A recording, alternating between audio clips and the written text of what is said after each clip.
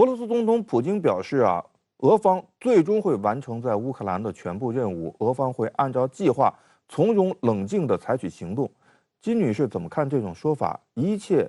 都在俄罗斯的掌控当中吗？俄乌冲突的最后结局是否真如普京所说的那样毫无悬念呢？从目前来看呢，俄乌冲突的形势的确其实是很不明朗的。如果普京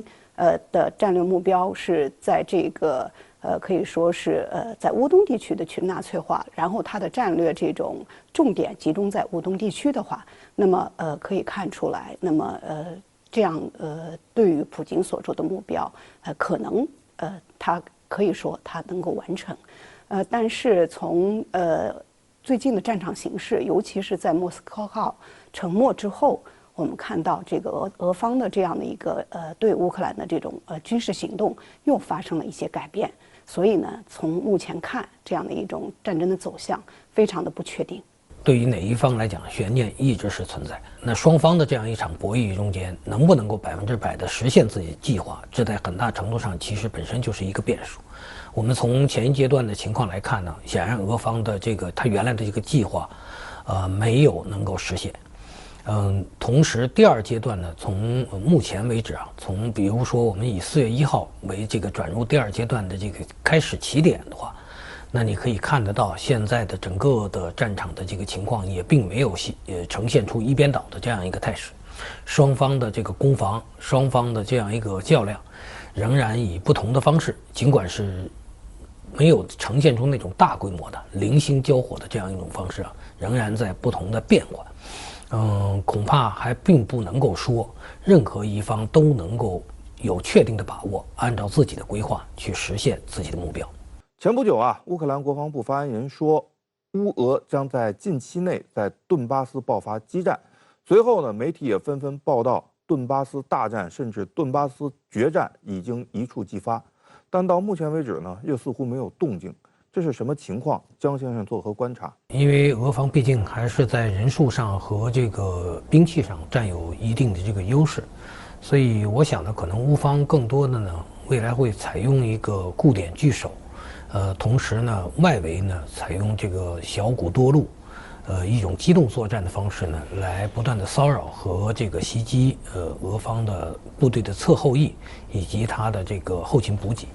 所以想象中的那样一种大的会战恐怕并不会真的有，双方都会秉持自己的一个作战的基本的理念以及发挥自己的长处，来开展这一次的新的第二阶段的这个战斗。现在俄乌的谈判已经陷入了僵局，我觉得呢这场决战似乎已经不可避免。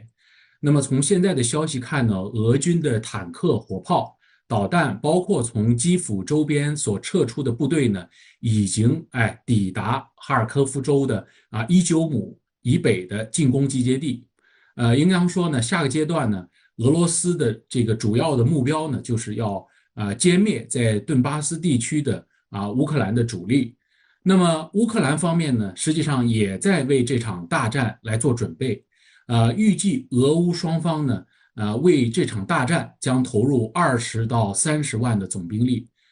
与此同时，我们要看到呢，美国和北约的介入力度也在不断的加大。近一个时期以来吧，那么美国和北约对乌克兰提供所谓军事援助的力度，实际上也是越来越大。那么从各方面的这种准备的工作来看呢，我觉得这场大战应当说是难以避免了。顿巴斯大战如果真打了，会是决战吗？或者说会对接下来的战局战况具有决定性的意义吗？赵先生，从俄罗斯角度来讲呢，我觉得俄罗斯方面呢是希望能够在5月9号胜利纪念日到来之前结束这场乌东战役，并且实现呢完全控制顿巴斯地区的这样一个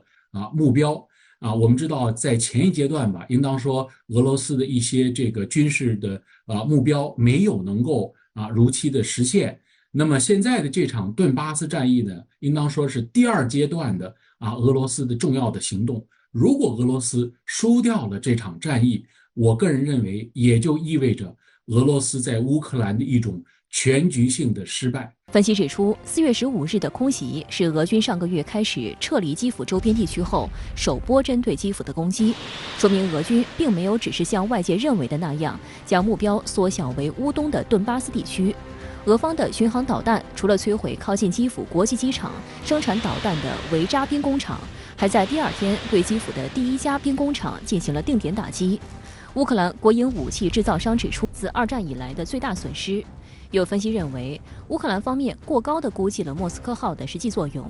俄高等经济学院欧洲和国际综合研究中心主任瓦西里卡申表示，这艘巡洋舰未深度参与当前的对乌特别军事行动，早在特别军事行动前很久，关于莫斯科号就做出了退役后拆解的决定。因此，既然舰上人员全部得救，该舰带来的损失只是威望上的，实际对俄影响不大。莫斯科号出事只会进一步加快淘汰老旧苏联大型舰艇的进度。这艘舰呢太老了，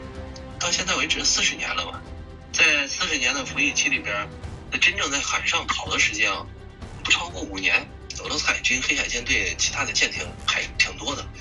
包括呢，它有3艘呢11356-2的护卫舰，还有2艘呢克里瓦克级的护卫舰，再加上呢像7艘呢基洛级潜艇、航空兵啊、岸舰导弹部队啊等等，这兵力的非常多。损失1艘舰呢，对俄罗斯海军黑海舰队来说，算不上什么伤筋动骨。分析指出，俄军在特别军事行动刚开始发射了数百枚导弹，摧毁乌军上千个目标，颇有信息化战争的色彩。但俄军的中远程打击很快就停止了。等到俄军在进攻过程中损失较大，地面进攻和机场突袭付出较大代价，以及俄军采用2战的超低空凌空轰炸战术，损失多架苏34等军机之后，俄军又开始改变战术，中远距离导弹打击再次被祭出。俄军的匕首导弹出现在战场上，不仅摧毁了雇佣兵的训练基地，还消灭了乌军第79空降旅的营房。